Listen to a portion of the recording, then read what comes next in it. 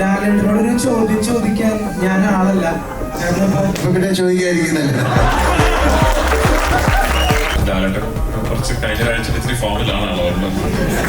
ഇത് നമ്മളൊക്കെ ഇവിടുന്ന് എന്ത് സംസാരിച്ചാലും ഇത് സംഭവിക്കാനുള്ള കാരണം ലാലേട്ടന്റെ ഭാഗത്തു നിന്നുള്ള ശരിമനെ ആണ്. ആദ്യമായിട്ട് ഈ ഒരു മലയാള സിനിമ ഐമാക്സ് ഫോമാറ്റിൽ നമുക്ക് കാണാൻ പറ്റുന്നത്. ഞാനത് ഷൂട്ട് ചെയ്തിരിക്കുന്ന അനമോർഫിക് ഫോമാറ്റിലാണ്. Anamorphic is not your ideal format of capture for IMAX mastery.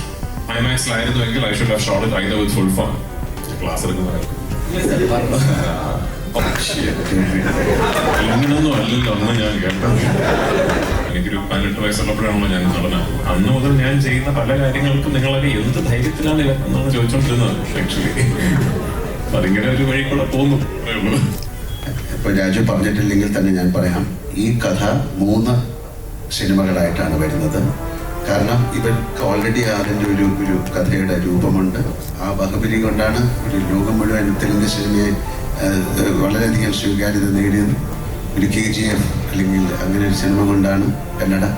അതുപോലെ പിൽക്കാലത്ത് ഇനി വരുന്ന കാലത്ത് മലയാള സിനിമ ഏറ്റവും കൂടുതൽ അറിയപ്പെടാൻ പോകുന്നത് എമ്പുരാൻ വഴിയാകട്ടെ. സിനിമയെ കുറിച്ച് സ്വപ്നം കാണുമ്പോൾ എന്നോളം വട്ടുള്ള മറ്റൊരാളില്ല എന്ന കോൺഫിഡൻസ് ഉണ്ടായിരുന്നു എനിക്ക്. ആ കോൺഫിഡൻസ് തകർത്തുന്നത് ശ്രീ ആന്റണി പെരുമ്പാവൂരാണ്. എന്നേക്കാൾ വട്ടനാണ്. 16 വർഷങ്ങൾക്ക് മുമ്പ് ഞാൻ കണ്ട സ്വപ്നത്തിലേക്ക് ഞാൻ എത്തി എന്ന് നിങ്ങളോട് ആര് പറഞ്ഞു? എത്തിയിട്ടില്ല. ഈ എംബ്രാനെ കുറിച്ചിട്ട് ഇപ്പോ മോർ ദാൻ സിനിമ അത് പ്രൊമോട്ട് ചെയ്ത രീതിയും ഭയങ്കരമായിട്ട് ചർച്ചയാവുന്നുണ്ട്. കാരണം കഴിഞ്ഞ കുറച്ച് ദിവസങ്ങളായിട്ട് സോഷ്യൽ മീഡിയയിൽ എല്ലാം എംബ്രാനാണ്.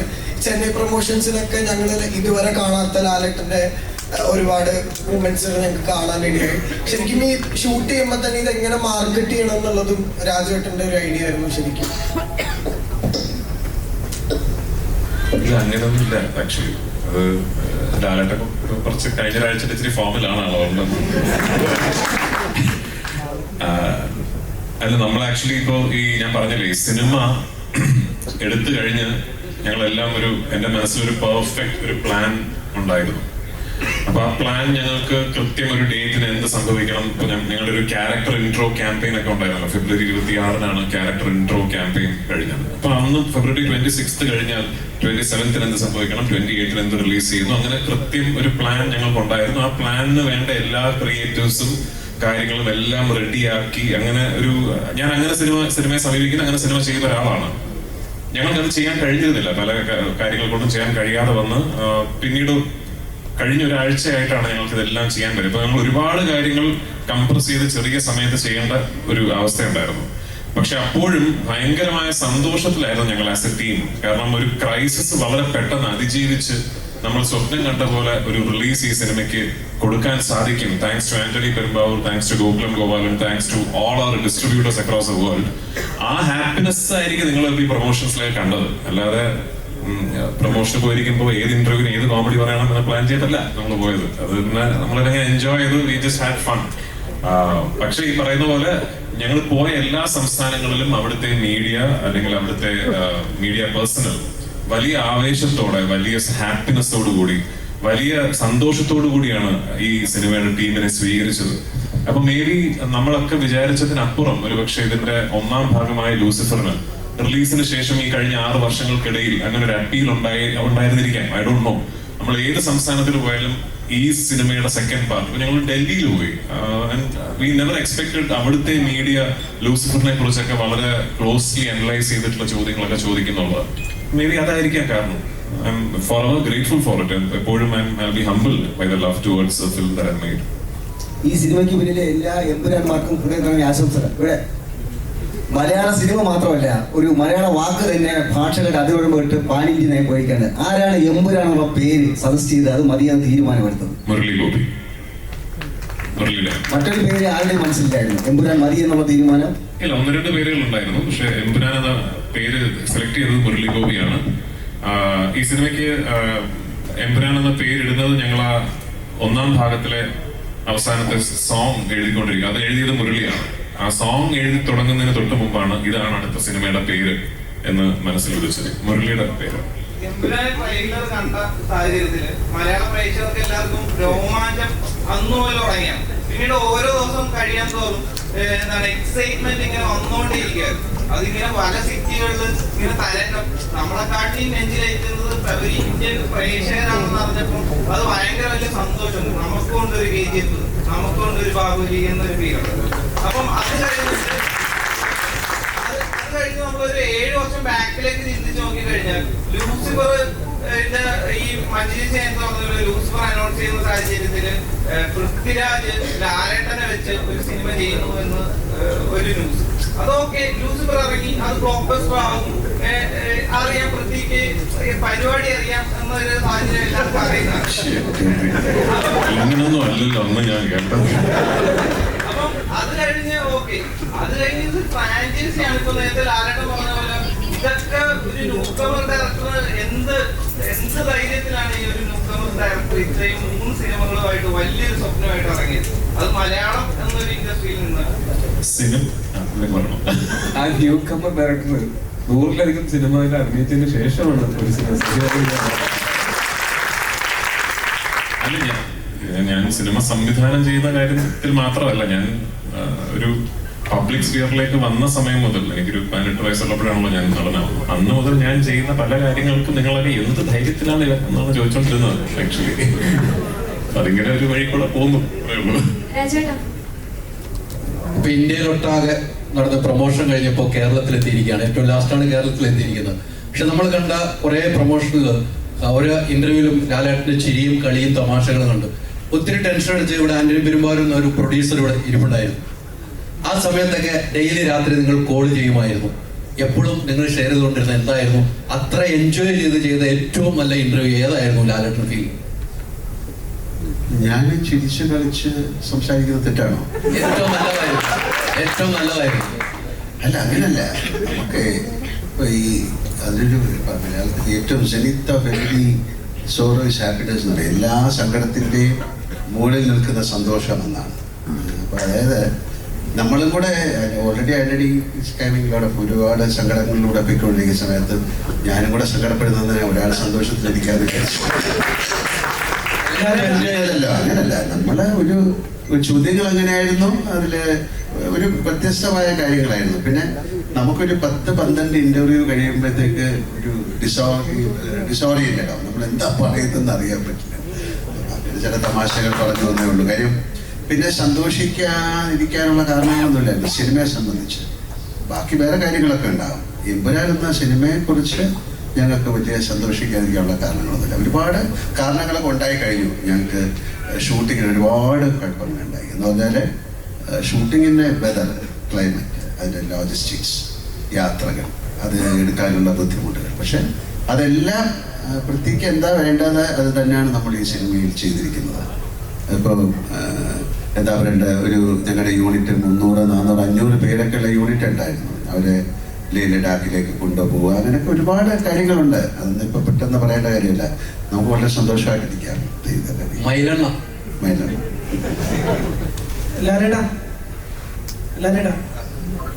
ലാലേട്ടനോടൊരു ചോദ്യം ചോദിക്കാൻ ഞാൻ ആളല്ല. പിന്നെ ചോദിക്കാതിരിക്കുന്നല്ലേ.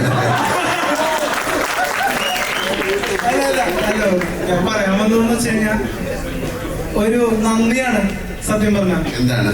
അതായത് ലാലേട്ടനെ എപ്പോ കണ്ടാലും ഞാൻ ആദ്യമായിട്ടാണ് കാണുന്നത്. ആദ്യമായിട്ടാണ് ലാലേട്ടനോട് ചോദ്യം ചോദിക്കുന്നത്. അതുകൊണ്ട് പറഞ്ഞതാണ്. ലാലേട്ടനോട് പറയാനുള്ളത് ഒരു നന്ദി മാത്രമാണ്. ഈ മലയാളക്കരയിൽ വന്ന് പിറന്നതിന്, മലയാള സിനിമയിൽ അഭിനയിക്കാൻ തീരുമാനിച്ചതിന്, അതോടൊപ്പം തന്നെ ഞങ്ങളുടെ ദുഃഖത്തിലും സന്തോഷത്തിലും രോമാഞ്ചത്തിലും ഒക്കെ സിനിമകളിലൂടെ ഒപ്പം നിന്നതിന് നന്ദി മാത്രമുള്ള ലാലേട്ടാ പറയാൻ. ഞാൻ ആദ്യമേ നന്ദി പറഞ്ഞുകൊണ്ടല്ലേ എൻ്റെ ഭർത്താവിൽ തന്നെ തുടങ്ങിയത്. നിങ്ങളോട് നന്ദി പറഞ്ഞിട്ടാണ്. കാര്യം നിങ്ങൾ തന്നെയാണ്, ഈ നന്ദി തന്നെയാണ് ഞാൻ മോഹൻലാൽ എന്ന ഈ നടനെ 47 വർഷമായിട്ട് നിർത്തിയിരിക്കുന്നത്. വളരെയധികം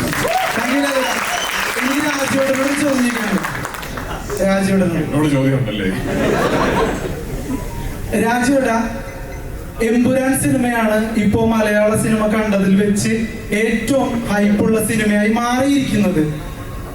പൃഥ്വിരാജ് സുകുമാരൻ എന്ന ഡയറക്ടർ ഒരു ഫംഗ്ഷനിലും പോയി ഇതൊരു വലിയ സിനിമയാണെന്ന് പറഞ്ഞിട്ടില്ല. ചെറിയ സിനിമയാണെന്നാണ് ഇപ്പൊ കൂടി പറഞ്ഞത്. എന്നിട്ടും ഈ സിനിമ വളരെ വലിയൊരു ഹൈപ്പ് നേടിയത് മലയാളികള് ഓരോരുത്തരും അവരുടെ കുടുംബത്തിൽ ഒരു കാര്യം വിജയിക്കണം എന്നുള്ള രീതിയിലാണ് ഈ സിനിമയെ നോക്കിക്കാണുന്നത്. അപ്പോ ഈ ഹൈപ്പ് റിയൽ ആണ്. കഴിഞ്ഞ ദിവസം തിയേറ്റർ ഉടമകൾ പ്രസ് മീറ്റിൽ പറയുന്നത് കേട്ടു, അവരുടെ കടങ്ങളടക്കം ഈ സിനിമ മാറ്റും എന്നൊരു കോൺഫിഡൻസ് ഉണ്ടെന്ന്. അപ്പൊ ചോദ്യം ഇതാണ്, പൃഥ്വിരാജ് സുകുമാരൻ എന്ന ഡയറക്ടർക്ക് ഈ ഹൈപ്പ് നോക്കി കാണുമ്പോ ഹാപ്പിയാണോ അതോ പേടിയുണ്ടോ? എനിക്ക് വലിയ സന്തോഷമുണ്ട്. ഈ ഹൈപ്പ് എന്ന് പറയുന്നത് എല്ലാവരുടെയും പ്രതീക്ഷയാണല്ലോ. അപ്പോൾ ഞാൻ ചെയ്യുന്ന ഒരു സിനിമയുടെ മുകളിൽ അത്രയും പ്രതീക്ഷയുണ്ടെന്നും അത്രയും ആന്റിസിപ്പേഷൻ ഉണ്ട് എന്നുള്ളതിൽ വലിയ സന്തോഷം എനിക്കുണ്ട്.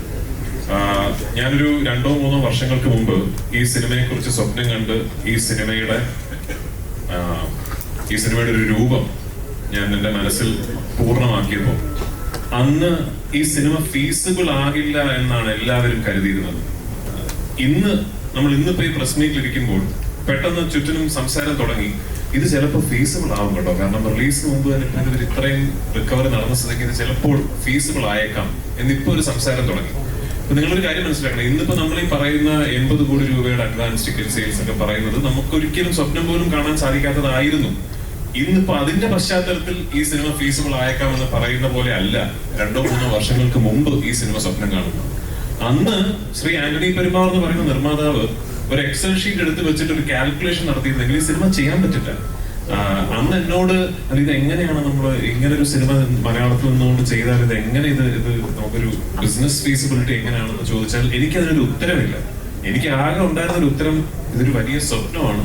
ഈ സ്വപ്നം നമ്മൾ വിചാരിക്കുന്ന പോലൊരു സ്ഥലത്ത് കൊണ്ടെത്തിച്ചാൽ ഇത് എല്ലാ മലയാള സിനിമ സ്നേഹികളുടെയും ഒരു കളക്റ്റീവ് സ്വപ്നമായി മാറിയേക്കാം എന്ന് മാത്രമേ അന്ന് എനിക്ക് പറയാൻ സാധിച്ചുള്ളൂ. അത് വിശ്വസിച്ചതിന്, അന്ന് എന്നോടൊപ്പം നിന്നതിന്, മുരളിയുടെയും എന്റെയും വിഷനോടൊപ്പം നിന്നതിന് ശ്രീ ആന്റണി പെരുമ്പാവൂരിനോടും ശ്രീ മോഹൻലാലിനോടും ഞാൻ മാത്രമല്ല ഇന്ന് നമ്മൾ എല്ലാവരും കടപ്പെട്ടിരിക്കുകയാണ്. കാരണം അവരൊന്നും അങ്ങനെ എന്റെ ഒപ്പം നിന്നില്ലെങ്കിൽ നമ്മൾ ഇന്ന് ഇതിനെക്കുറിച്ച് ഈ ആഘോഷം നമ്മൾ നടത്തുവോ? ഇത്ര വലിയൊരു ഇത് നമുക്ക് ഒരിക്കലും ഈ ഒരു ഓപ്പർച്യൂണിറ്റി കിട്ടില്ലായിരുന്നല്ലോ. അപ്പൊ എനിക്ക് ഒന്ന് മാത്രമേ പറയാനുള്ളൂ, ഇതൊരു മേബി ഒരു ലെസൺ ആണ്, മേബി ഇതിലൊരു പാഠമുണ്ട്. സ്വപ്നം കാണുമ്പോൾ അതിൽ വിശ്വസിച്ച്, ആ സ്വപ്നത്തിൽ വിശ്വസിച്ച് കൂടെ നിൽക്കാൻ ആൾക്കാരുണ്ടെങ്കിൽ ചിലപ്പോൾ എന്നേക്കാൾ വലിയ വലിയ അത്ഭുതങ്ങൾ പുൾ ഓഫ് ചെയ്യാൻ കഴിവുള്ള കാലിബറുള്ള ഫിലിം മേക്കേഴ്സ് നമ്മുടെ ഇൻഡസ്ട്രിയിൽ തന്നെ ഉണ്ട്. അപ്പൊ അവർക്കൊക്കെ അവസരം കിട്ടട്ടെ എന്നാണ് എനിക്ക് റിലീസിന് ശേഷം ഞാൻ പറയാം. എനിക്ക് നല്ല ഓർമ്മയുണ്ട്, ഞാൻ ഈ സിനിമയുടെ ഒരു പ്രോജക്ട് കൺസെപ്ഷൻ സ്റ്റേജിൽ ഒരു മേജർ OTT സ്ട്രീമിംഗ് പ്ലാറ്റ്ഫോം ഒരു സൂം കോളിൽ എന്നോടൊരു നറേഷൻ ചോദിച്ചു, അവരിത് ഈ സിനിമയിലേക്ക് ഇൻവെസ്റ്റ് ചെയ്യാൻ വേണ്ടി. ഞാൻ ഈ സൂം കോളിൽ ഒരു നറേഷൻ പറഞ്ഞുകൊണ്ടിരിക്കുമ്പോൾ ഒരു പെർട്ടിക്കുലർ ഫസ്റ്റ് ഹാഫിലെ പടം തുടങ്ങിയ ഒരു മണിക്കൂർ കഴിയുമ്പോൾ വരുന്ന ഒരു സീൻ എത്തി. ഞാൻ ആ സീൻ നറേറ്റ് ചെയ്തുകൊണ്ടിരുന്നപ്പോൾ അദ്ദേഹം എന്നോട് സോറി നിങ്ങൾ എന്താണ് ഈ പറയുന്നത് എന്ന് ചോദിച്ചു. ഞാൻ ഇത് എങ്ങനെ ഷൂട്ട്, എങ്ങനെയാണ് ഇത് പുൾ ഓഫ് ചെയ്യാൻ നിങ്ങൾ ഉദ്ദേശിക്കുന്നത്, എങ്ങനെ എടുക്കാം എന്നാണ് നിങ്ങൾ ഈ പറയുന്നത്. ഞാൻ പറഞ്ഞത് എന്റെ മനസ്സിലൊരു രീതി, ഒരു മെത്തേഡ് ഉണ്ട്, അത് എടുക്കാൻ പറ്റും. അപ്പൊ ഞാൻ ഇത് നടക്കുന്ന കാര്യമല്ല, ഇത് ഒരിക്കലും ചിന്തിക്കാൻ പറ്റാത്ത കാര്യമാണ് എന്നോട് പറഞ്ഞു. അദ്ദേഹം ഇന്നും അതേ സ്ട്രീമിംഗ് സർവീസിൽ ജോലി ചെയ്യുന്നുണ്ട്. So if you are listening, ഞാൻ ആ സീൻ ഷൂട്ട് ചെയ്ത് കേട്ടോ. അതാണ് ഒരു സ്വപ്നത്തിൽ ബിലീവ് ചെയ്യുന്നതും ബിലീവ് ചെയ്യാതിരിക്കുന്നതും തമ്മിലുള്ള വ്യത്യാസം. ഇതെടുക്കാൻ പറ്റില്ലല്ലോ എന്ന് ഒരിക്കൽ പോലും ഒരു സീനിൽ പോലും ആന്റണി പെരുമ്പാവൂർ പറഞ്ഞിട്ടില്ല. വൈറൽ വീഡിയോയെ പറ്റി സംസാരിക്കുമ്പോൾ ഇപ്പോൾ ഒരു ചിരിയോടുകൂടി പറയുന്നു, ഞാൻ ഇതുവരെ സക്സസിൽ എത്തിയിട്ടില്ല, ഞാൻ കണ്ട ഡ്രീമിലേക്ക് എത്തിയിട്ടില്ല എന്ന് പറയുന്നു. പക്ഷെ ഞങ്ങളെ പോലുള്ള ആൾക്കാരെ നോക്കുമ്പോൾ നിങ്ങൾ ഡ്രീമിലാണ് നിൽക്കുന്നത്. അപ്പം ഇതുവരെ എത്തിയിട്ടുള്ള ഈ സക്സസ് മന്ത്രം എന്തായിരിക്കും ഞങ്ങളുമായിട്ട് ഷെയർ ചെയ്യണമെങ്കിൽ? ഇല്ല, അങ്ങനൊരു മന്ത്രമൊന്നുമില്ല. എനിക്ക് ഭയങ്കരമായിട്ട് ലൈഫിൽ ഒരുപാട് വലിയ ആഗ്രഹങ്ങളുള്ള ആളാണ് ഞാൻ. ഭയങ്കര വലിയ സ്വപ്നങ്ങൾ കാണുന്ന ഒരാളാണ്. അപ്പൊ ഞാൻ ആ ആഗ്രഹങ്ങൾക്കും സ്വപ്നങ്ങൾക്കും വേണ്ടി ഞാൻ ഭയങ്കരമായിട്ട് ജോലി ചെയ്യുന്ന ഒരാളാണ്. അത് പറയുമ്പോഴും ഭാഗ്യം എന്നൊരു വലിയ ഘടകം അവിടെ ഉണ്ട്. അത് ഞാൻ ഒരിക്കലും നിഷേധിക്കില്ല. അങ്ങനെ ജോലി ചെയ്യാൻ ഒരു മനസ്സുണ്ട് എന്നുള്ളത് കൊണ്ട് മാത്രം എല്ലാവർക്കും ഈ ഒരു അവസരവും ഈ ഒരു അവസ്ഥയും ഉണ്ടായിക്കൊള്ളണമെന്നില്ല.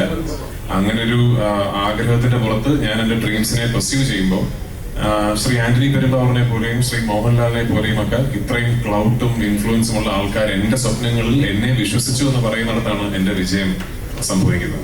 ആ ഭാഗ്യം വലിയ സ്വപ്നങ്ങൾ കാണുന്ന എല്ലാവർക്കും ഉണ്ടാകട്ടെ എന്ന് മാത്രമേ ഞാൻ ആശംസിക്കുന്നുള്ളൂ. അതാണ് ഞാൻ നേരത്തെ പറഞ്ഞ എല്ലാവർക്കും ഒരു ആന്റണി പെരുമ്പാവൂറും ഒരു മോഹൻലാലും ഒക്കെ ഉണ്ടാകട്ടെ എന്ന് ഞാൻ പറയുന്നത്. കാരണം you need people around you to believe in your dreams.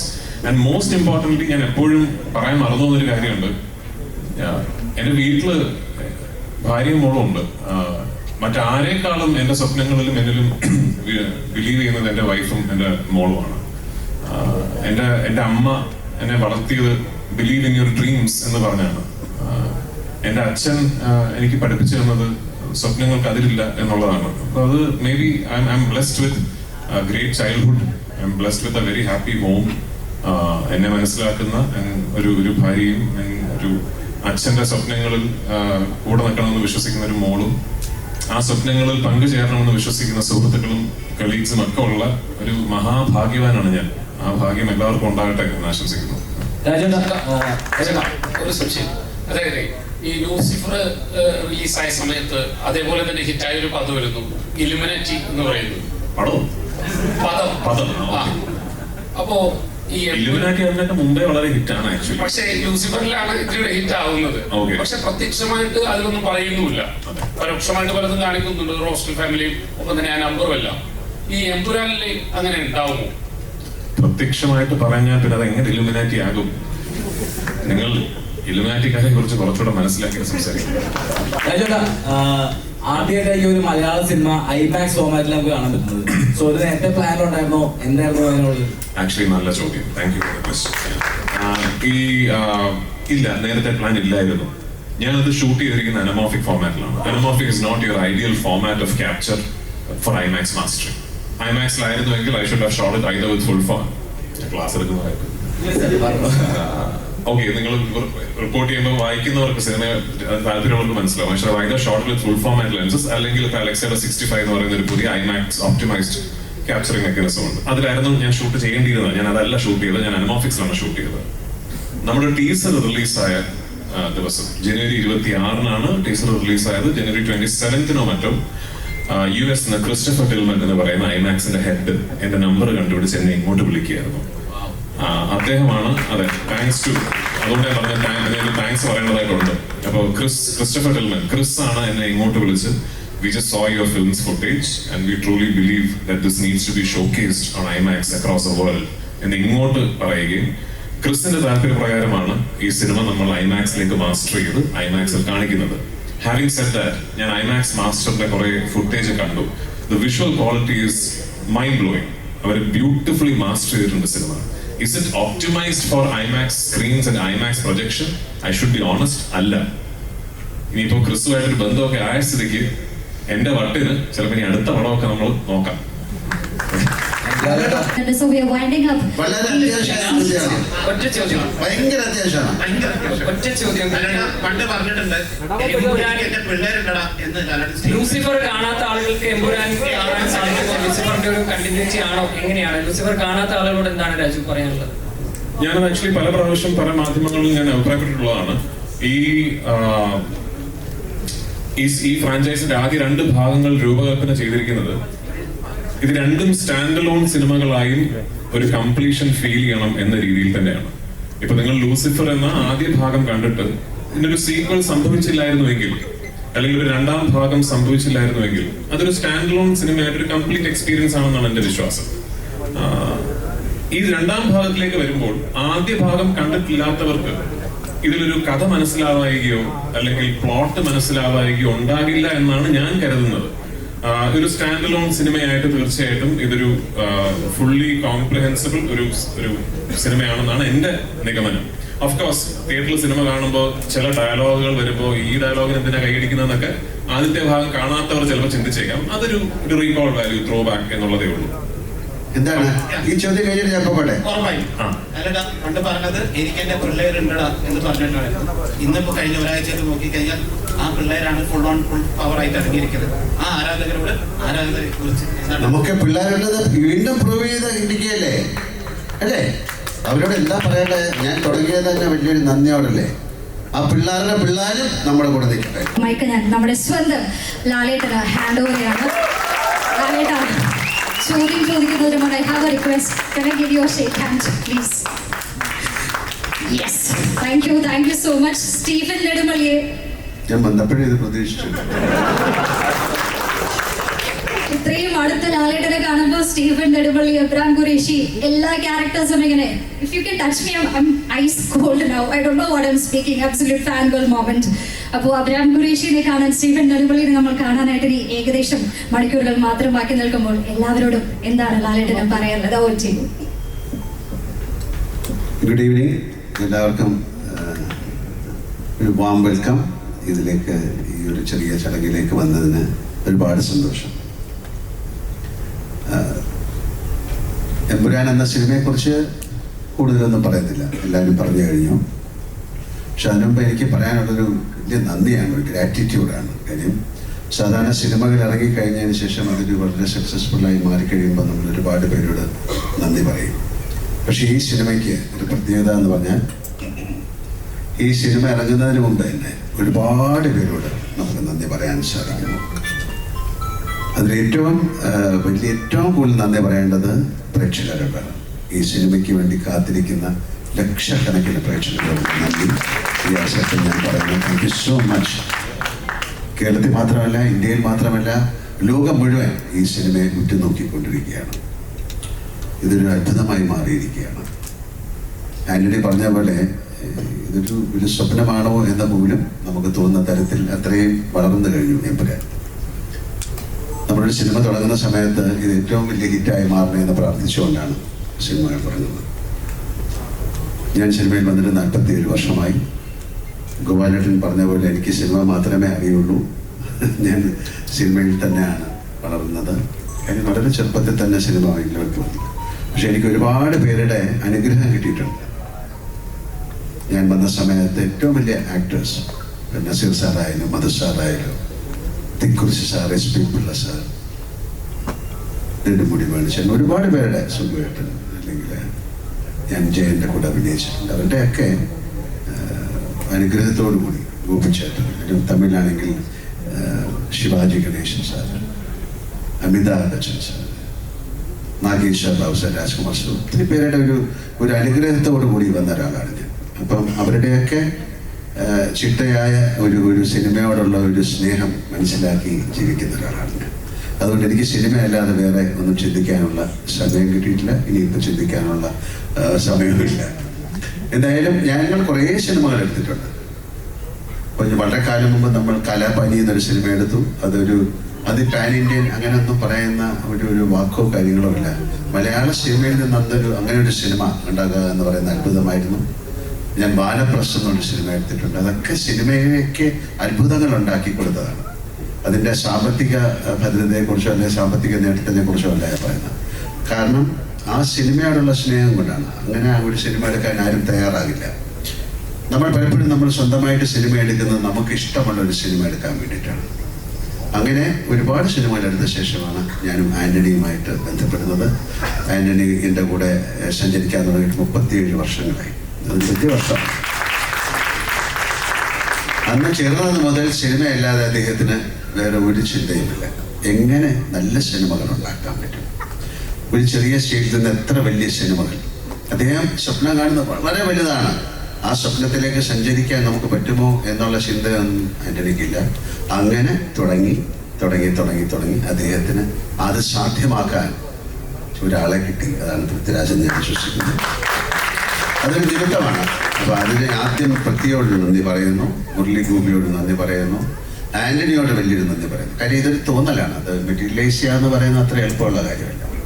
അങ്ങനെ ആ തോന്നലിൽ നിന്ന് ഒരുപാട് സിനിമകൾ ഉണ്ടായിട്ടുണ്ട് ഞങ്ങളുടെ. ഇത് 34ാമത്തെ സിനിമയാണ്. 35ാമത്തെ സിനിമ ഇപ്പോൾ നടന്നുകൊണ്ടിരിക്കുകയാണ്, ഹൃദയപൂർവ്വം എന്ന സത്യനന്ദിക്കാരുമായിട്ടുള്ള ചിത്രം. എന്തായാലും ആന്റണി പറഞ്ഞതുപോലെ ഇത് ലൂസിഫറിന്റെ വിജയമാണ് എമ്പുരാൻ എന്ന സിനിമയുടെ തുടക്കം. ഇപ്പോൾ രാജു പറഞ്ഞിട്ടില്ലെങ്കിൽ തന്നെ ഞാൻ പറയാം, ഈ കഥ 3 സിനിമകളായിട്ടാണ് വരുന്നത്. കാരണം ഇവർക്ക് ഓൾറെഡി അതിൻ്റെ ഒരു കഥയുടെ രൂപമുണ്ട്. എല്ലാം അവർ തയ്യാറാണ്. തുടങ്ങുമ്പോൾ തന്നെ പറഞ്ഞത് ഈ കഥ ഒരു സിനിമയിൽ നമുക്ക് പറയാൻ പറ്റില്ല. സാധാരണ സീക്വൽസ് എന്ന് പറയുന്ന ഒരു സിനിമയുടെ വിജയം, ഇപ്പോൾ ദൃശ്യം എന്നുള്ള സിനിമ വളരെ വിജയമായിരുന്നു. അതുകൊണ്ട് ഞങ്ങൾ അടുത്ത ദൃശ്യത്തിൻ്റെ സെക്കൻഡ് പാർട്ട്, അങ്ങനെ ഒരു സംവിധാനം വളരെ കാലം മുമ്പേ ഞങ്ങൾ ചെയ്തിട്ടുണ്ട്. കിരീടം ചെയ്തിട്ടുണ്ട്, അല്ലെങ്കിൽ നാടോടിക്കാറ്റിൻ്റെ സീക്വലുകൾ ചെയ്തിട്ടുണ്ട്. പക്ഷേ സീക്വലുകൾ വളരെ സൂക്ഷിച്ച് ചെയ്യേണ്ട കാര്യമാണ്. പക്ഷെ ഇത് ഓൾറെഡി നമ്മൾ പറഞ്ഞു കഴിഞ്ഞു, ഞങ്ങളിങ്ങനെ 3 സിനിമ ചെയ്യും, എങ്ങനെ ഇതിൻ്റെ സക്സസ് അനുസരിച്ചാണ് അടുത്ത സിനിമ. അങ്ങനെ ലൂസിഫറിൻ്റെ 50-ാം ദിവസം നമ്മൾ പറഞ്ഞു ഞങ്ങൾ അടുത്തൊരു സിനിമ ചെയ്യാൻ പോവാണ് എമ്പുരാൻ. അന്ന് ഇത് എത്ര വലിയൊരു സിനിമയായി മാറുന്നൊന്നും നമുക്കറിയില്ല. ഇപ്പം നമ്മൾ പറയുന്നു എമ്പുരാൻ്റെ അവസാനം നമ്മൾ പറയുന്നത് ഇതിനൊരു 3rd പാർട്ടുണ്ട്. അത് എമ്പുരാൻ എന്ന സിനിമയുടെ സക്സസിനെ അനുസരിച്ചിരിക്കും. കാര്യം അത് ഇതിലും വലിയൊരു സിനിമയായിട്ട് മാറാൻ സാധ്യതയുള്ള സിനിമയാണ്. അങ്ങനെ സംഭവിക്കട്ടെ പ്രാർത്ഥിക്കുന്നു. എന്തായാലും ഈ സിനിമയുടെ ഒരു 2 വർഷത്തെ പൃഥ്വിരാജ് സിനിമകൾ മാറ്റിവെച്ച്, അഭിനയം മാറ്റിവെച്ച്, അദ്ദേഹത്തിന് ചെറിയൊരു ആക്സിഡന്റ് ഉണ്ടായി. എല്ലാം കണക്കിലെടുത്തുകൊണ്ട് ഞാൻ പറയുകയാണ് 2 വർഷം ഈ സിനിമയ്ക്ക് വേണ്ടി ലൊക്കേഷനുകൾ അന്വേഷിച്ചായിരുന്നു. അതിൻ്റെ കൂടെ സഞ്ചരിച്ച ഒരുപാട് പേർക്ക് നന്ദി പറയാൻ ഈ അവസരം ഞാൻ ഉപയോഗിക്കുകയാണ്. അദ്ദേഹത്തിൻ്റെ കൂടെ സഞ്ചരിച്ച് ഈ ലൊക്കേഷൻ കണ്ടുപിടിക്കാനായിട്ട് നടന്ന അദ്ദേഹത്തിൻ്റെ കൂടെ വർക്ക് ചെയ്യുന്ന ആൾക്കാർ, അദ്ദേഹത്തിൻ്റെ എൻ്റെ ഈ ആൻ്റണിക്ക് വേണ്ടി ചെയ്തിരിക്കുന്ന അല്ലെങ്കിൽ ആൻ്റണിക്ക് വേണ്ടി സപ്പോർട്ട് ചെയ്ത സുരേഷ് ബാലാജി, ജോർജി എന്ന് പറയുന്ന അവരെയൊക്കെ ഞാൻ ഈ സമയം ഓർക്കുകയാണ്. കാര്യം വളരെ ഇന്ത്യയിൽ മുഴുവൻ പല സ്റ്റേറ്റുകളിലും ഇത് വിദേശ രാജ്യങ്ങൾ USA, UK, ദുബായ് ഒരുപാട് സ്ഥലങ്ങളിൽ പോയി ഷൂട്ട് ചെയ്തൊരു സിനിമയാണ്.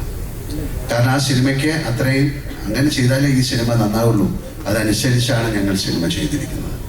പലരും ചോദിക്കും ഈ സിനിമയുടെ ബഡ്ജറ്റ് എന്താണ്. ഞങ്ങൾ പറയുന്നില്ല. കാര്യം ആ സിനിമയുടെ ബഡ്ജറ്റ് അതിൻ്റെ മേക്കിങ്ങിലാണ്. അല്ലാതെ ഇത്ര രൂപയ്ക്ക് ഈ സിനിമ എടുത്തു എന്ന് പറഞ്ഞ വലിയ സിനിമയായില്ല. ഇപ്പോൾ 1000 കോടി മുടക്കിയിട്ടൊരു സിനിമ എടുത്തിട്ട് അത് സക്സസ്ഫുൾ ആയില്ലെങ്കിൽ അതുകൊണ്ട് ബഡ്ജറ്റ് എന്ന് പറയുന്നതല്ല, ഞങ്ങൾ എങ്ങനെ ചെലവഴിച്ചു എന്നുള്ളതാണ്. അപ്പോൾ ഈ സിനിമ കണ്ടിട്ട് നിങ്ങൾക്ക് തീരുമാനിക്കാം ഈ സിനിമയുടെ ബഡ്ജറ്റ് എന്തായിരിക്കുന്നു. കാര്യം വട്ടവർ നമ്മൾ ആ സ്പെൻഡ് ചെയ്തതെല്ലാം ആ സിനിമയിൽ നിങ്ങൾക്ക് കാണാൻ സാധിക്കും. അത്തരം കാര്യങ്ങൾ ആ സിനിമയ്ക്ക് ആവശ്യമുണ്ടായിരുന്നു. ഞങ്ങൾ മുന്നോട്ട് പോകുന്ന സമയത്ത് ഞങ്ങൾക്ക് ചില തടസ്സങ്ങളുണ്ടായി. അതൊരു പ്രത്യേക സമയത്താണ് ആ തടസ്സങ്ങളുണ്ടായത്. ഗോപാലേട്ടൻ എനിക്ക് ഏതാണ്ട് 45 വർഷമായിട്ട് അറിയാം അദ്ദേഹത്തെ. ഞാൻ മദ്രാസിൽ അന്നും എന്നെ കാണുമ്പോഴുള്ള അതേ ആ സ്നേഹം തന്നെയാണ് ഈ 45 വർഷം കഴിഞ്ഞിട്ട് അതേ ഇപ്പം കാണുമ്പോഴും അതേ ശരിയും അതേ. പിന്നെ ഇതിനൊരു മനസ്സ് വേണം ഒരു സിനിമയെ സഹായിക്കാൻ. ഒരു ഗോപാലേട്ടൻ നമ്മൾ വിളിച്ച് ഗോപാലേട്ടൻ ഇങ്ങനെ ഒരു പ്രോബ്ലം ഉണ്ടെന്ന് പറയുന്ന സമയത്ത് അയ്യോ മോനെ അത് ഞാൻ കുറച്ച് കഷ്ടമാണ്, നമുക്ക് പിന്നെ ചിന്തിക്കാം. അങ്ങനെയല്ല അദ്ദേഹം പറഞ്ഞത്. അദ്ദേഹം ഒരു നല്ല സിനിമ നിന്ന് പോകരുത് എന്ന് പറഞ്ഞിട്ടാണ്. ഇതിനുമുമ്പ് അദ്ദേഹം എത്രയോ പ്രാവശ്യം നമുക്കൊരു സിനിമ ചെയ്യണമെന്ന് പറഞ്ഞ് വന്നിരുന്നു. അന്ന് സാധിച്ചില്ല, പല കാരണങ്ങൾ കൊണ്ടാണ്. പിന്നെ സിനിമ എന്ന് പറയുന്ന ഒരു നിമിത്തമായിട്ട് ഞാൻ വിശ്വസിക്കുന്നു. ഇങ്ങനെ ഒരു സിനിമ ചെയ്യാൻ വേണ്ടിയിട്ടാണ് ഗോപാലേട്ടൻ ഞങ്ങൾ കാത്തിരുന്നത്. നമുക്ക് എടുത്തു പറയേണ്ട, വേറെ നന്ദി പറയേണ്ട മിസ്റ്റർ കൃഷ്ണമൂർത്തിയോടാണ്. തീർച്ചയായിട്ടും ഗണേഷ് കൃഷ്ണമൂർത്തിയൊക്കെ വളരെയധികം ഞാൻ ചോദിച്ചു എത്ര നാളായി വീട്ടിൽ പോയിട്ടുണ്ട്. അപ്പോൾ പറഞ്ഞു 3-4 മാസമായിരുന്നു. ഞാൻ ആ 3-4 മാസത്തിൻ്റെ കാര്യമല്ല പറയുന്നത്. അദ്ദേഹം ഈ സിനിമയ്ക്ക് വേണ്ടി അപ്പോൾ ഇങ്ങനെ ഒരുപാട് പേർക്ക് നന്ദി പറയേണ്ട ഒരു സിനിമയാണ്. തീർച്ചയായിട്ടും നിങ്ങളോടും മീഡിയയോടും ഒക്കെ ഞങ്ങൾക്ക് വളരെയധികം നന്ദിയുണ്ട്. കാര്യം ഒരു സിനിമ ഇത്രയും ആഘോഷിക്കപ്പെടുന്നത് അപൂർവമായിട്ടാണ്. ഇനി ഇങ്ങനൊരു സിനിമ ഉണ്ടാകുമോ എന്നെനിക്കറിയില്ല. ഇത് ഇന്ത്യയിൽ മാത്രമല്ല, എല്ലാവർക്കും ഇതൊരു എന്താണെന്ന് മനസ്സിലാകാത്ത തരത്തിൽ. ഇന്ന് ഞാൻ ബാംഗ്ലൂരിൽ നിന്നാണ് വരുന്നത്. 1350 സ്ക്രീനുകളിലാണ് ഈ സിനിമ അവിടെ കളിക്കുന്നത്. അത് നമുക്ക് വിശ്വസിക്കാൻ പറ്റില്ല. ഇപ്പം ഞങ്ങൾ വരുമ്പോൾ മിഡിൽ ഈസ്റ്റ് UAE-ലേത് 1000 ഒന്നുമല്ല. എത്രയാണ് ആന്റണി? 1000 നമ്പർ പറയാൻ നമുക്ക് പറ്റുന്നില്ല അത്രയും. അതുപോലെ ജർമ്മനിയിൽ. എന്തായാലും ഇങ്ങനൊരു വലിയ സിനിമ ഇതൊരു നിമിത്തമാണ്. ഇത് സംഭവിക്കേണ്ടതായിരിക്കും. അല്ലെങ്കിൽ നാളെ കഴിഞ്ഞിട്ട് ഈ സിനിമയുടെ കാര്യം എനിക്ക് പറയാൻ പറ്റുള്ളൂ. We created something big and we are presenting it you. ഞങ്ങളൊരു കാര്യമുണ്ടാക്കി, അത് ഞങ്ങൾ നിങ്ങൾക്ക് തരുന്നു. ഇതൊരു എൻ്റർടൈനർ ആണ്. ഒരു എൻ്റർടൈൻമെൻറ്റ് ഉണ്ടാക്കുക എന്ന് പറയുന്നതാണ് ഏറ്റവും വലിയ പ്രയാസം. അപ്പം നമ്മൾ ഈ സിനിമ കണ്ടിട്ട് നിങ്ങൾക്ക് ഇതിൽ കലാമൂല്യം എന്താണ് എന്ന് ചോദിച്ചു കഴിഞ്ഞാൽ ആ സിനിമയുടെ മേക്കിംഗ് ആണ് അതിൻ്റെ കലാമൂല്യം. നിങ്ങൾക്ക് ആ സിനിമ കണ്ടുകൊണ്ടിരിക്കുന്നതാണ് അതിൻ്റെ കലാമൂല്യം. അത്തരത്തിൽ വളരെയധികം വിയർപ്പും രക്തമൊക്കെ ഒഴുക്കി ഉണ്ടാക്കിയൊരു സിനിമയാണ്. ആ സിനിമ നന്നാകട്ടെ എന്ന് ഞാൻ പ്രാർത്ഥിക്കുന്നു. കാര്യം അതിൻ്റെ പുറകിൽ ഒരുപാട് പേരുടെ പ്രാർത്ഥനയുണ്ട്. രാജു പറഞ്ഞ പോലെ ആ സിനിമയ്ക്ക് വേണ്ടി ഒരു ഗ്ലാസ് വെള്ളം ഞങ്ങൾക്ക് കൊണ്ടുതരുന്ന ഒരു പയ്യൻ പോലെ എന്നെ കാണുമ്പോൾ ചോദിക്കും, സാറേ സിനിമ എന്തായി? കാര്യം ദാറ്റ് കൈൻഡ് ഓഫ് കമ്മിറ്റ്മെൻറ്റ് അതൊരു വലിയ അത്യപൂർവമായിട്ട് കിട്ടുന്ന കാര്യമാണ്. പിന്നെ പെട്ടെന്നൊരു കാര്യം കൂടെ പറയുന്നത്, ഇതൊരു ഒരു വലിയ പ്ലാറ്റ്ഫോമാണ്. ഇങ്ങനെയും സിനിമ നമുക്ക് ചെയ്യാൻ സാധിക്കും മലയാളത്തിൽ നിന്ന്. എല്ലാവരും ചോദിക്കും മലയാളത്തിൽ നിന്ന് ഇങ്ങനെ ഒരു സിനിമ. ഞാൻ പറഞ്ഞൊരു ബാഹുബലി, ആ ബാഹുബലി കൊണ്ടാണ് ഒരു ലോകം മുഴുവൻ തെലുങ്ക് സിനിമയെ വളരെയധികം സ്വീകാര്യത നേടിയത്. ഒരു KGF അല്ലെങ്കിൽ അങ്ങനെ ഒരു സിനിമ കൊണ്ടാണ് കന്നഡ, അതുപോലെ പിൽക്കാലത്ത് ഇനി വരുന്ന കാലത്ത് മലയാള സിനിമ ഏറ്റവും കൂടുതൽ അറിയപ്പെടാൻ പോകുന്നത് എമ്പുരാൻ വഴിയാകട്ടെ. ഞാൻ പ്രാർത്ഥിക്കുന്നു. ഒരിക്കൽ കൂടെ വിളിക്കുന്ന എല്ലാവർക്കും നന്ദി പറയുന്നു. എൻ്റെ കൂടെ അഭിനയിച്ചവർക്ക്, ഈ സിനിമയിൽ പങ്കെടുത്തവർക്ക്, പ്രേക്ഷകർക്ക്, ഇവിടെ ഇരിക്കുന്ന എല്ലാവർക്കും എൻ്റെ ഹൃദയത്തിൻ്റെ ഭാഷയിൽ നന്ദി പറയുന്നു. എമ്പുരാൻ നല്ലൊരു വിജയമായി മാറട്ടെ. നാളെ രാവിലെ ഞാനും സിനിമ കാണാൻ പോവുകയാണ്. ഈ സിനിമ കാണാനുള്ള അത്യധിക ആവേശത്തോടെയാണ് ഞാൻ പോകുന്നത്. നന്നായിരിക്കുമെന്ന് പ്രതീക്ഷിക്കുന്നു. Thank you.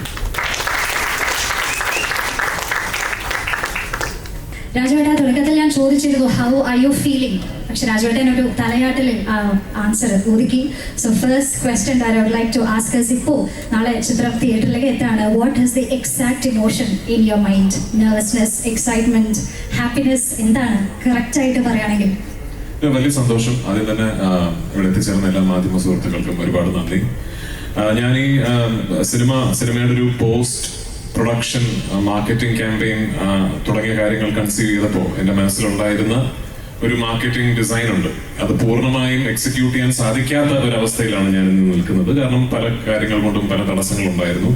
നമുക്കൊരു പക്ഷേ ഒരു അവസാനത്തെ ഒരാഴ്ചയൊക്കെയാണ് സത്യത്തിൽ എനിക്ക് എൻ്റെ മനസ്സിലുണ്ടായിരുന്ന കുറേ കാര്യങ്ങൾ എക്സിക്യൂട്ട് ചെയ്യാൻ സാധിച്ചത്. അതിന് നന്ദി പറയേണ്ട ഒരുപാട് പേരുണ്ട്. ഒന്ന് എൻ്റെ നിർമ്മാതാവ് ശ്രീ ആന്റണി പെരുമ്പാവൂർ, ശ്രീ ഗോകുലം ഗോപാലൻ സർ, കൃഷ്ണമൂർത്തി, ഗണേഷ് ഉണ്ടോ, ഗണേഷ് പിള്ളെ, അങ്ങനെ എന്നോടൊപ്പം നിന്ന് ഈ ഒരു വളരെ ചുരുങ്ങിയ സമയം കൊണ്ട് ഒരു ഇന്ത്യ ഒട്ടാകെ ഓടി നടന്ന് ഈ സിനിമയെ കുറിച്ചുള്ള ഒരു അവയർനെസ് ഞങ്ങൾ കഴിയുന്ന വിധം എല്ലാ മുക്കിലും മൂലയിലും എത്തിക്കാനുള്ള ഒരു ശ്രമം ഞങ്ങൾ നടത്തിയിട്ടുണ്ട്. പക്ഷേ ആ ചുരുങ്ങിയ സമയം കൊണ്ട് ഞങ്ങൾ ഈ ചെയ്ത കാര്യങ്ങൾക്കെല്ലാം ഇത്രയും വലിയൊരു വിസിബിലിറ്റിയും ട്രാക്ഷനും തന്നത് നിങ്ങളാണ്. അതുകൊണ്ട് ഒരുപാട് നന്ദി എൻ്റെ മാധ്യമ സുഹൃത്തുക്കളോട്. ഈ സിനിമയെ ഇത്ര വലിയൊരു ആഘോഷമാക്കി മാറ്റി ഇതൊരു ഇൻഡസ്ട്രിയുടെ തന്നെ ഒരു മൈൽ സ്റ്റോൺ എന്ന രീതിയിൽ അതിനെ കണ്ട് ആ സിനിമയെ കുറിച്ച് എന്നും സംസാരിക്കുകയും ആ സിനിമയുടെ ചർച്ചകൾ എന്നും സജീവമായി നിർത്തുകയും ചെയ്ത എല്ലാ മാധ്യമ സുഹൃത്തുക്കൾക്കും ഒരുപാട് നന്ദി. നിങ്ങളില്ലായിരുന്നുവെങ്കിൽ ഇന്നിപ്പോ ഇതുപോലെ ഇന്ത്യയിലെ എല്ലാ സ്ഥലത്തും ലോകമെമ്പാടും സിനിമാ പ്രേമികൾ ചർച്ച ചെയ്യുന്ന ഒരു സിനിമ റിലീസായി ഇത് മാറില്ലായിരുന്നു. ഒരു ചെറിയ സിനിമയാണ്. പിന്നെ എനിക്കിതിപ്പോ സത്യത്തിൽ എല്ലാ സംസ്ഥാനങ്ങളിലും പോയി അവിടെയൊക്കെ വാചാലമായി ഈ സിനിമയെ കുറിച്ചും സിനിമയുടെ കൺസെപ്ഷനെ കുറിച്ചും ഒക്കെ സംസാരിച്ചിട്ട് തിരിച്ച് വീട്ടിൽ വന്നിട്ട് നിങ്ങളോടൊന്നും പറയാനില്ലാത്തൊരവസ്ഥയാണ്. നന്ദി പറയാനാണെങ്കിൽ ഒരുപാട് പേരോട് നന്ദി പറയാനുണ്ട്. ഞാൻ വെറും എൻ്റെ 3ാമത്തെ സിനിമ മാത്രം ചെയ്ത് അതിന്റെ റിലീസ് കാത്തു നിൽക്കുന്ന, ഇപ്പോഴും നമ്മുടെ തലതൊട്ടപ്പന്മാരുടെ മുന്നിൽ ഒരു പുതിയ സംവിധായകനാണ്. ഇപ്പോഴും ഒരു മലയാള സിനിമയിലെ ഏറ്റവും ജൂനിയർ മോസ്റ്റ് ഡയറക്ടേഴ്സിൽ ഒരാളാണ് ഞാൻ. അങ്ങനെയുള്ള എനിക്ക് ഇതുപോലൊരു പ്രോജക്റ്റ് ലീഡ് ചെയ്യാൻ അല്ലെങ്കിൽ കൺസീവ് ചെയ്യാൻ ഒരു ഓപ്പർച്യൂണിറ്റി കിട്ടിയെന്ന് പറയുന്നത് തന്നെ ഏതോ മുജ്ജന്മ സുഹൃതം എന്നൊക്കെ ഞാൻ കരുതുന്നുള്ളൂ. അതിന് ഞാൻ ആദ്യം നന്ദി പറയേണ്ടത് മുരളി ഗോപിയോടാണ്. എൻ്റെ ബ്രദർ, എൻ്റെ റൈറ്റർ, മൈ കോ ക്രിയേറ്റർ. ഞാൻ സംവിധായകനാകാൻ കാരണം ശ്രീ മുരളി ഗോപിയാണ്. അദ്ദേഹമാണ് എന്നോട് ഒരു കഥ പറഞ്ഞിട്ട് ഇത് രാജു സംവിധാനം ചെയ്യുന്നോ എന്ന് ചോദിക്കുന്നത്. ആ ചോദ്യത്തിലാണ് ലൂസിഫർ സംഭവിക്കുന്നത്. അവിടെ നിന്ന് എന്നിലെ സംവിധായകനിൽ വിശ്വാസം അർപ്പിച്ച് ഓരോ പ്രാവശ്യവും അദ്ദേഹം എഴുതുന്ന വാക്കിന് ഞാൻ കൊടുക്കുന്ന കൺസെപ്ഷണൽ കോൺഫിഡൻസ് കാണിച്ച് എന്നെ ഇന്ന് ഒരു മലയാള സിനിമയിലെ ഏറ്റവും വലിയൊരു സിനിമ കൺസീവ് ചെയ്യാൻ ഒരു ഓപ്പർച്യൂണിറ്റി കിട്ടിയ ഒരു സംവിധായകനായി മാറിയതിൽ മുരളിയുടെ പങ്ക് വളരെ വലുതാണ്. 2, ശ്രീ ആന്റണി പെരുമ്പാവൂർ. ഞാൻ ഇതിനു മുമ്പ് പറഞ്ഞിട്ടുണ്ട്, സിനിമയെ കുറിച്ച് സ്വപ്നം കാണുമ്പോൾ എന്നോളം വട്ടുള്ള മറ്റൊരാൾ ഇല്ല എന്ന കോൺഫിഡൻസ് ഉണ്ടായിരുന്നു എനിക്ക്. ആ കോൺഫിഡൻസ് തകർത്തുന്നത് ശ്രീ ആന്റണി പെരുമ്പാവൂരാണ്. എന്നേക്കാൾ വട്ടനാണ്. സിനിമ എന്ന കലാരൂപത്തിന് യാതൊരുവിധ ലിമിറ്റുകളോ അതിർവരമ്പുകളോ ഇല്ല എന്നും നമ്മൾ കേരളം എന്ന കൊച്ചു സംസ്ഥാനത്തിലായി പോയത് കൊണ്ട് തന്നെ നമ്മുടെ സ്വപ്നങ്ങൾക്ക് പരിധി വേണമെന്ന് ഒട്ടും വിശ്വസിക്കാത്ത ഒരു തികഞ്ഞ സിനിമാ സ്നേഹിയാണ് ശ്രീ ആന്റണി പെരുമ്പാവൂർ. അങ്ങനെ ഒരാളെ എന്റെ നിർമ്മാതാവായി ലഭിച്ചതിൽ ഞാൻ ഒരുപാട് സന്തോഷിക്കുന്നു. ദൈവത്തോട് നന്ദി പറയുന്നു. ലാലേട്ടൻ, ഇത് നമ്മളൊക്കെ ഇവിടുന്ന് എന്ത് സംസാരിച്ചാലും ഇത് സംഭവിക്കാനുള്ള കാരണം ലാലേട്ടന്റെ ഭാഗത്തു നിന്നുള്ള ശരിമനെ ആണോ?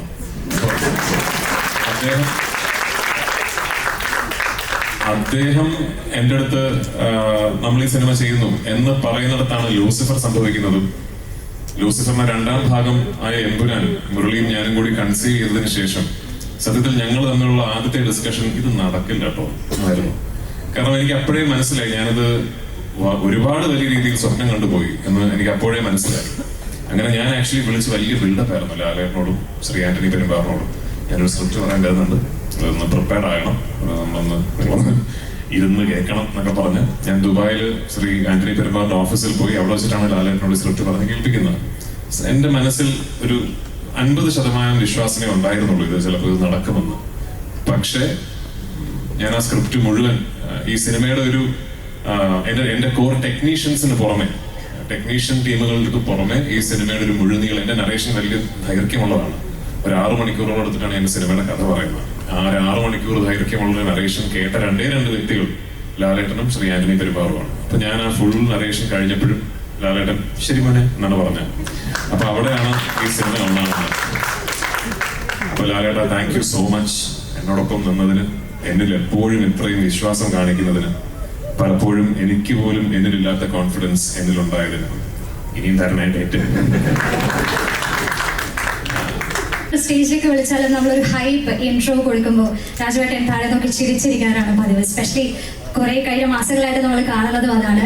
ആൻഡ് 10-16 വർഷം മുന്നേ മലയാള സിനിമയുടെ ബ്രാൻഡ് അംബാസിഡർ ആകണമെന്ന് പറഞ്ഞ വീഡിയോ ഇപ്പൊ നമ്മൾ എല്ലാവരും കണ്ടുകൊണ്ടിരിക്കുകയാണ്. And you are that's really now. എന്ത് ചോദിച്ചാലും മാസ് റിപ്ലൈ മാത്രം തരുന്ന രാജുവേട്ടനോട് ഇപ്പോൾ ഞാൻ ചോദിക്കുകയാണ്, how would you like to introduce yourself? Maybe രാജുവേട്ടൻ്റെ ഒരു സ്ഥലത്തേക്ക് എൻട്രി ചെയ്യുമ്പോൾ ഇത് കേൾക്കാൻ ആഗ്രഹിക്കുന്നു എന്ന് പറയുകയാണെങ്കിൽ ഒരു മാസ് റിപ്ലൈ പ്രതീക്ഷിച്ചുകൊണ്ട് ഞാൻ ചോദിക്കുകയാണ്, how would you like to introduce yourself? രാജുവേട്ടൻ എങ്ങനെയായിരിക്കും രാജുവേട്ടനെ ഇൻട്രൊഡ്യൂസ് ചെയ്യുന്നത്? 16 വർഷങ്ങൾക്ക് മുമ്പ് ഞാൻ കണ്ട സ്വപ്നത്തിലേക്ക് ഞാൻ എത്തി എന്ന് നിങ്ങളോട് ആര് പറഞ്ഞു? എത്തിയിട്ടില്ല. മാസ് റിപ്ലൈ പ്രതീക്ഷിച്ചു, അത് തന്നെ കിട്ടി. I am happy, I am very very happy. So thank you so much രാജുവേട്ട.